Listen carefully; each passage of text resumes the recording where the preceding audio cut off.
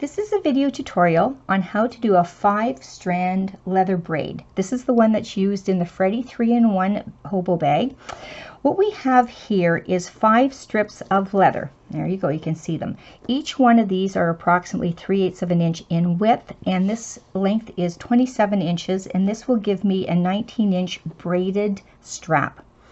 Now, you've noticed at the top I've placed numbers starting from the left-hand side, 1, 2, 3, 4, and 5 to identify each strip. Before I began, I did tape these pieces together and stitched through them, and I have well taped that whole section down because I will be doing a bit of tugging and pulling on the braiding. So what we want to do is, first off, you want to move number 1 and 2 over to the side, away from 3 and 4, and number 5 over to the side, away from 3 and 4. We're going to begin this braid by taking strip number 4 and placing it over top of number 3. Now you'll have to bring number 3 over here a little bit to get a nice cross between 4 and 3. So basically number 4 is laying now beside number 2. You want to take number 2 and you want to bring that over top number 4 so that it is sitting right beside number 3. Now when you have 3 per side and 2 per side, it's always, with the 3, you are always lifting that center one. So we're going to take number 3 and we're going to flip it backwards, just like that. And then we're going to take the outside piece, which is number 5, and we're going to bring it underneath that number 3 and setting it right beside number 4, as you can see right here. Now we're going to flip this piece right back down and sit it right beside number 2. Now we have 2 on this side and 3 on this side. So you want to take number 4, which is the center strip, and you want to flip it backwards, just like that.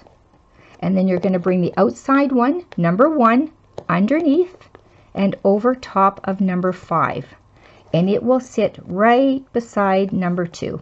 You're going to now take number 4 and you're going to flip it back down.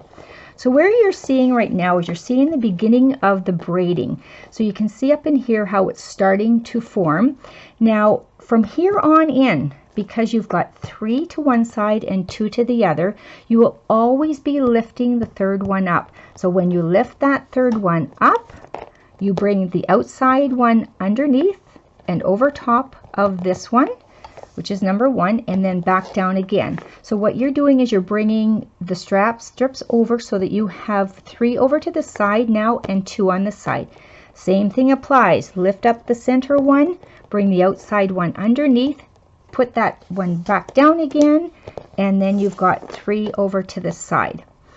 So I'll go over it again. You'll lift up the center one, you'll bring the outside one underneath the one you flipped backwards and over top the one that's laying there.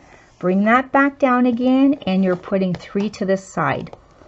Again, we'll go up, under, over, and back down again. Now it takes a bit of time to get this worked out perfectly, and you know, in the finger placement of how you need to place your fingers and hold everything in place, you will learn that as you go along. One thing I am going to show you though is that we're right and wrong of how you need to bring this outer strip around. So when you flip this piece up, you do not want to flip this over like this. You do not want to flip it over like this. You want to keep it so that the right side is always up. So you kind of have to tuck it around like that. And then you bring this back down and you're ready to go over here again. So lift it up, kind of curl it around with the right side up, back down again, just like that, over to the side. Now as you go along, you may need to do some tugging and pulling and maneuvering the strips so that they're in place. It's important to try to keep your pulling and tugging consistent so that you're not getting any kind of looseness or too tight or too loose throughout the whole braid. What I do as well when I'm working with leather, and you can do it with vinyl as well, over here I have a steel plate.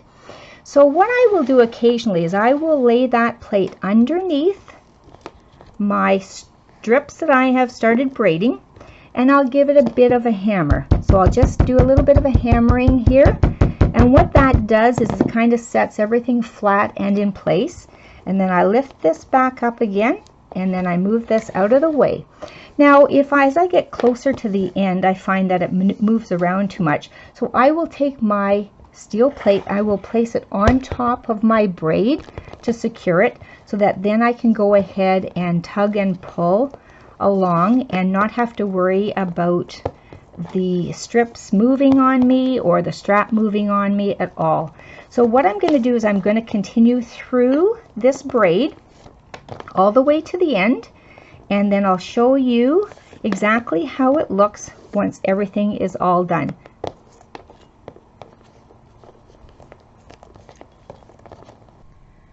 So now I've completed the full braid, and you can see, I'll bring it up to the top, how long it is. I have taped off, there's your top piece that you had with the numbers on it. I have taped off the bottom side, and then I've put a secondary piece of tape on the back and kind of squished them together so that this will not unravel. So now you're going to notice there's some inconsistencies throughout your braiding, and that's just going to happen. It's just how you're pulling and tugging on the braid. One of the ways that you can straighten this out is by just pulling sideways on your braid. So you're kind of loosening up that area all the way down, just to kind of give it some more consistency. And then what you need to do is you need to pull and stretch.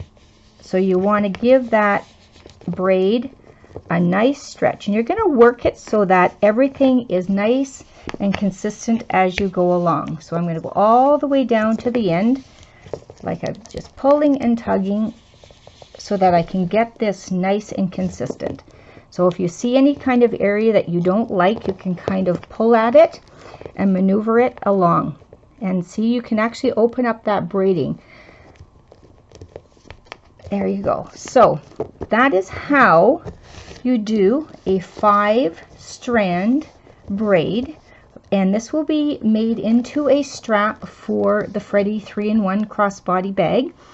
We're going to go ahead and we're going to add our strap holders in another video, but that is your basic braiding technique that you can use either for a belt maybe, or you can use it as another strap.